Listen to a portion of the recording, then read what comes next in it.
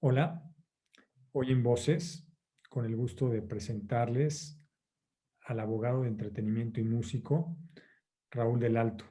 Bienvenido, querido Raúl. Un placer vernos en esta ocasión por aquí. Muchas gracias. Igualmente, abogado de entretenimiento.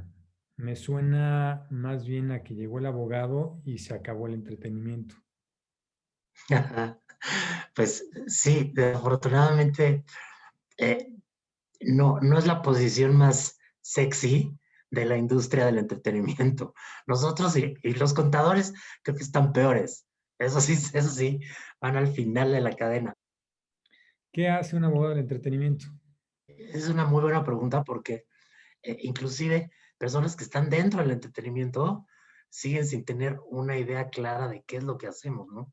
Estamos todos acostumbrados a escuchar o tratar con el abogado civilista, el abogado corporativista, el fiscal, el penalista, etcétera, ¿no?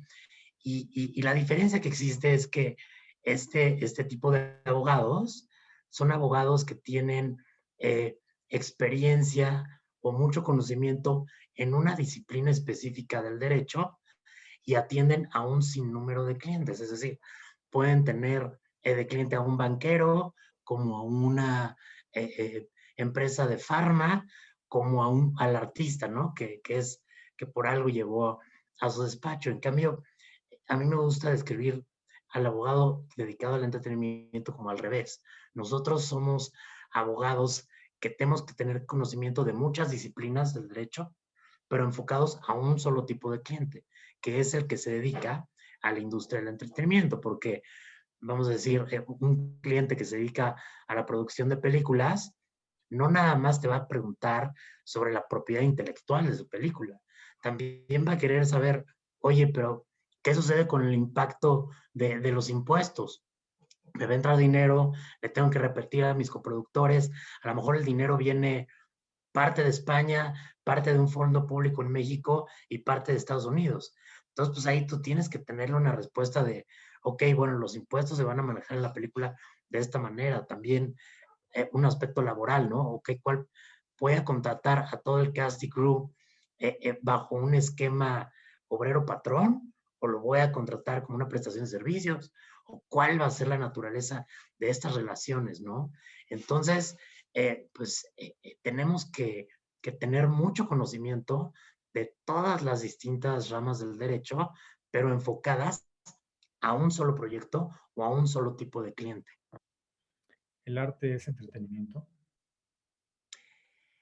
Eh, a veces, pero desde el punto de vista no un tanto filosófico, sino desde el punto de vista legal, yo te diría que desde luego, porque eh, nosotros tenemos que atender eh, un sinfín de números de clientes dedicados al entretenimiento y hagamos la diferenciación, tal vez no eh, un evento donde desde motocross sí es entretenimiento, pero no necesariamente es arte. Entonces nosotros sí vamos a atender todo el marco jurídico del evento de las motos, pero no necesariamente es arte. En cambio, todos los artistas, todas las artes, sí las atendemos por naturaleza. ¿Interpretar una canción o interpretar la ley? Fíjate que, y en mi caso, a pesar de que soy músico, interpreto día a día muchísimo más la ley que las canciones. Pero vaya, pues divertidas son las dos. Nada más que a mí me pagan por interpretar la ley, no las canciones. ¿Cómo llevas esos dos ámbitos en tu vida, en tu cotidiano, ser músico y ser abogado de entretenimiento? Mi pasión es la música desde que tengo conocimiento de razón y se me ha facilitado el tocar instrumentos también desde muy chico. Entonces, para mí esa progresión a volverme músico y estar en muchas bandas fue muy natural. Me ha dado oportunidades que nunca pensé tener, ¿no? Tocar en escenarios que nunca pensé poder tocar, pero esto lo que me permite es poder ser más, tener una conexión mucho más transparente con todos mis clientes. ¿Por qué? Porque no es lo mismo que tu abogado pueda conocer las leyes, pero nunca se haya metido a un estudio de grabación y no sepa o nunca haya tratado con una disquera o una editora o una sociedad de gestión colectiva, a un mismo músico que también es tu abogado, ¿no? Porque yo he vivido ambas partes. Entonces, esto me ayuda muchísimo a tener un panorama mucho más completo del negocio, de la industria, que un abogado que no necesariamente sea músico o un abogado que no necesariamente se dedique a este tipo de artes, ¿no? El CEO de Cinépolis le preguntaron, oye, ¿tú qué tipo o qué requisitos le pones a tu abogado? ¿Cómo escogerías a tu abogado? Dijo, bueno, el primero, que sea una persona ética. Y el segundo, y el más importante, bueno, igual de importante, pero prioritario para mí, es que ame el cine, que le guste el cine, que sepa hablar de cine, porque vamos a tener puntos más en común y además me voy a dar cuenta que conoce mi negocio. Decías que por interpretar la ley te pagan, pero no por interpretar una canción. ¿Tan mal pagado está el medio musical? Uf, pues desafortunadamente, sí. México y Latinoamérica sí es, sí es muy conocido que el nivel de reconocimiento monetario que reciben los músicos y los artistas en general es muy, muy limitado, ¿no? Eh, uno, si lo comparamos con artistas que viven en Europa o en Estados Unidos, y me voy a quedar en la escena o en la arena de la música, ¿no? Eh, un compositor que vive no necesariamente que él mismo sea o haya tenido un éxito como intérprete, sino que sea una persona que escribe muy bien, pues sí, aquí puede colocar sus canciones con mucho trabajo y mucho trabajo también de relaciones públicas dentro de las editoras y ellos también tienen que hacer su chamba para darse a conocer y poder colocar sus canciones con artistas que puedan generar ingresos. Pues la diferencia entre un éxito de un artista local y la cantidad de streams que va a tener versus una Taylor Swift, si logras colar tus canciones con Taylor Swift, pues la diferencia sí es muy grande, ¿no? En cuanto a los ingresos. Ahora, si no tienes la suerte o estás de ser una de estas personas que puede colocar sus canciones y estás en una banda y tienes que dividirte la, la, el ingreso de la composición entre 5 de la banda, pues más se vuelve pequeño, ¿no?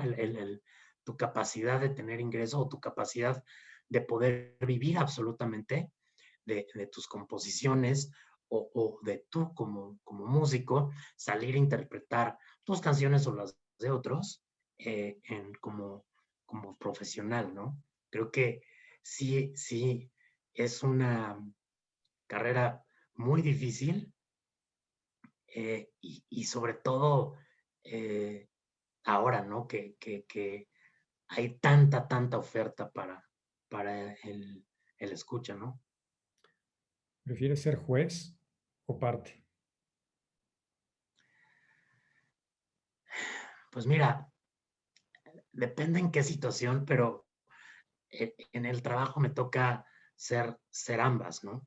Una porque pues, son sombreros que aunque sí me tengo que quitar y poner, pues en el fondo soy ambos, ¿no? Y me encuentro a veces también, eh, aunque mi cliente no sea el músico, si es que puedo y no hay un conflicto de intereses, gratis le doy asesoría y le digo, no, espérate, lo que tienes que tener en cuenta es aguas con esto y aguas con el otro y aguas, o sea, tal vez no lo pueda representar yo directamente y no pueda yo hacerle una revisión exhausta del contrato, pero sin lugar a duda, siempre que puedo ayudar a músicos o artistas, escritores, ¿no? Lo que sea, mi asesoría siempre la doy de mil amores, porque de alguna manera, aunque yo soy abogado y puedo ser como conocido como los suits, pues te digo, ¿no? En el fondo soy artista y también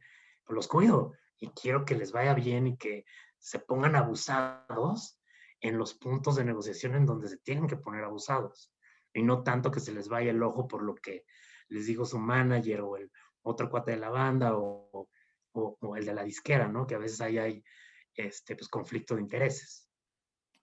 ¿Cuál es la diferencia entre el medio audiovisual en México en relación a otros escenarios internacionales? Mira, fíjate que es una gran pregunta y algo que yo he escuchado mucho dentro de los jugadores en la industria nacional es que se quejan de que no hay industria tal cual. Es decir, eh, no existe una infraestructura tan sólida como la existe, por ejemplo, en Estados Unidos o en ciertos países de Europa, en donde existen muchísimos organismos que están ahí para ayudar a los distintos jugadores de la industria. Es decir, no solo a las productoras, que son las que van a buscar el financiamiento para poder hacer las películas, ¿no? Sino también pues, a los guionistas o a los actores o a los directores, etcétera, ¿no? En México, eh, yo creo que estamos en vías de hacer industria y cada vez vamos avanzando más, pero todavía nos falta mucho, ¿no? Y inclusive, por ejemplo, en este elemento de financiamiento. Hasta hace unos años teníamos un fondo adicional que ayudaba, o más bien hacía interesante para cineastas foráneos el venir a México y tener un incentivo monetario para producir acá, que eso daba trabajo también a la pequeña industria que estaba formando en México, ¿no? Y ojo, no quiero decir que apenas esté naciendo la industria cinematográfica en México, o sea, vamos, existe desde hace muchas décadas, ¿no? Pero como industria, como gremio, creo que eh, estaba mucho mejor organizada en los años 40, cuando era el cine de oro en México y había muchos más incentivos también de parte del gobierno. Existía un banco dedicado a otorgar préstamos a los cineastas, ¿no? Entonces, existía una industria mucho más sólida en los años 40 que la que existe ahorita. Entonces, por ejemplo, en Estados Unidos, la banca privada sí está muy abierta a poder financiar proyectos audiovisuales o cinematográficos. Entonces, pues ahí te das cuenta. Y hoy tenemos un fondo público que es el EFICINE, que existe desde 2006, que ha sido muy importante para la producción de películas en México. Antes del 2006, para que te des una idea, se estaban exhibiendo comercialmente entre 10 y 12 películas al año. Y hoy tienes entre 65, 75, 80 películas al año estrenadas comercialmente. Entonces, este sí es un apoyo importante, pero yo creo que se queda corto. También la iniciativa privada tiene que, que, que formar parte de estos apoyos, ¿no? Sería muy benéfico. Entonces, creo que esas son las diferencias. Creo que vamos algunos pasos atrás, pero vamos en vías. Entonces, sí hay luz al final del túnel.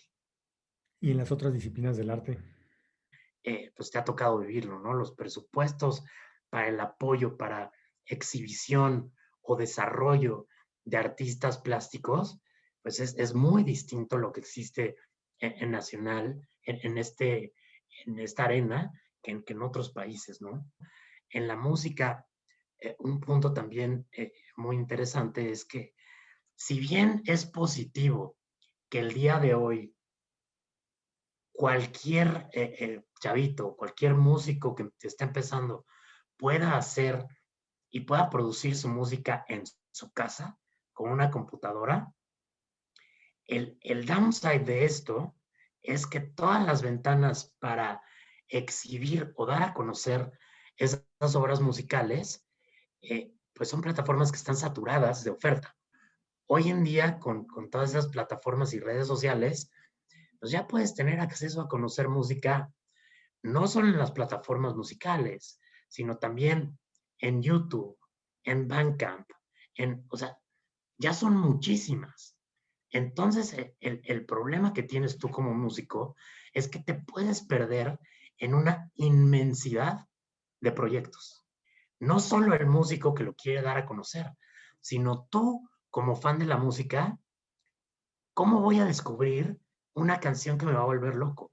¿O cómo voy a descubrir a la siguiente banda que me va a encantar? Tienes que tener mucho tiempo. Ahorita estoy leyendo un libro muy interesante que tiene que ver con la escena del hard rock en los 80 en Los Ángeles, ¿no?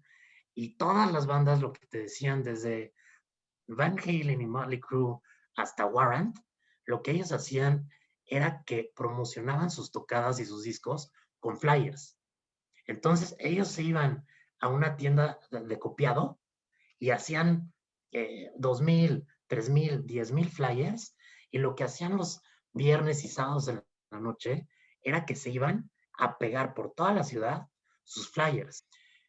Pues era una manera de promocionar tu música muy distinta a la de ahora. La de ahora también puede ser más fácil y aparentemente más barato porque tienes todas las herramientas a tu mano, pero volvemos a este punto que se pierde en una inmensidad de bandas o artistas promocionando su arte, ¿no? Entonces, ¿cómo lo encuentras y cómo le hago yo como artista para ser escuchado? ¿Hay ambigüedad legal en el ámbito digital? Eh, no. Podría parecer que sí, pero eh, recordemos que estamos hablando de obras artísticas y las obras artísticas se protegen desde hace mucho tiempo de una manera específica. Es decir, en México tenemos la Ley Federal del Derecho de Autor, en Estados Unidos tienes el copyright, y cada país, incluso tenemos tratados internacionales que protegen este tipo de obras. Entonces, la obra como tal, sea plástica, sea musical, sea literaria, etcétera, está protegida desde su creación, desde el momento en el que el autor la fija en un soporte. Entonces, independientemente de cuál sea el medio que elige ese autor para darla a conocer, que eso ya es otra cosa, su obra está protegida de la misma manera y también están protegidas la manera de transmitir los derechos morales o patrimoniales, que son también conocidos como los derechos económicos, de esa obra, ¿no? Entonces, todo ese antecedente y la protección a la obra sigue igual. Entonces, ahí no hay opacidad. En donde sí se vuelve un poco más complejo es los términos y condiciones de cómo el autor o el artista o el productor va a dar a conocer esa obra. No necesariamente en la protección que te da la ley, sino en los términos y condiciones que vayan fijando esas plataformas en específico, que son las que van a distribuir o exhibir o dar a conocer esta obra, ¿no? Todo lo de Spotify, Apple Music, etcétera, se mueve por algoritmos. Entonces, la computadora es la que está decidiendo cuál es la canción que la gente tiene que oír. Ya, olvídate del mérito artístico. Eso no le interesa al algoritmo. ¿Es una disputa legal contra un algoritmo? Eh, Mira, es difícil porque eh, al tú aceptar que se comercialice tu obra en una plataforma específica, estás aceptando que se mida por ese algoritmo. Ojo, veo más una pelea en cuanto al gremio en contra de ese tipo de plataformas de que sea una práctica que vaya en contra de la naturaleza artística a pelearlo en los tribunales. Yo creo que es más una pelea a nivel cabildeo y a nivel que el gremio convenza a los legisladores para que ellos redacten nuevas normas y que se puedan acotar o tengan limitantes o nuevas directrices estas plataformas. Por ejemplo. Por ejemplo, algo que tú y yo hablábamos hace poco, ¿no? Y que es, y también te tengo que celebrar, pues tú eres el primer artista que se avienta a subastar un NFT, ¿no? En México, que son estos monedas o tokens no fungibles, que han estado pues, los últimos meses muy en boga, por lo menos en México, ¿no? Entonces, uno de los ejemplos es esto, ¿no? Que sí, tu obra está totalmente protegida. Y eso lo conocemos desde hace muchos años y lo protegen también tratados internacionales, etc. Con eso no hay problema. Donde nos encontramos nuevos elementos es, ok, bueno, la plataforma tiene ciertas políticas o cierto modelo de negocio para ellos poder hacer dinero a través de tu obra. Entonces ellos van a pedir que el contrato entre el artista y la plataforma para poder comercializar esa obra, pues va a tener ciertos términos y condiciones que antes no teníamos contemplados porque no sabíamos ni que iba a existir una forma de comercializar una obra como esta. Entonces, no es que sea algo no determinable en la legislación actual, sino que nada más es algo que se abre a una negociación nueva. Yo creo que, como te comentaba, nos está tocando vivir una etapa muy interesante para todos los que estamos involucrados en la industria del entretenimiento y también para los que somos artistas de una manera, ¿no? Vaya, el ejemplo de los NFTs, ¿no? Es algo sorprendente, sobre todo de la recepción que están teniendo y el público y el mercado que existe para recibir estos nuevos mecanismos de venta o estas nuevas maneras de consumir no solo entretenimiento, sino arte también. Entonces, nos va a tocar adaptarnos como artistas, como público, como comerciantes y como abogados. Si va a seguir el cine o no, ¿no? ¿Cómo se van a consumir o cómo se van a ver las películas? O si ahora estás teniendo mayor entretenimiento o mejor contenido en series originales de plataformas versus a películas que están estrenando. En música, ¿cómo se va a consumir esto? Y cómo se...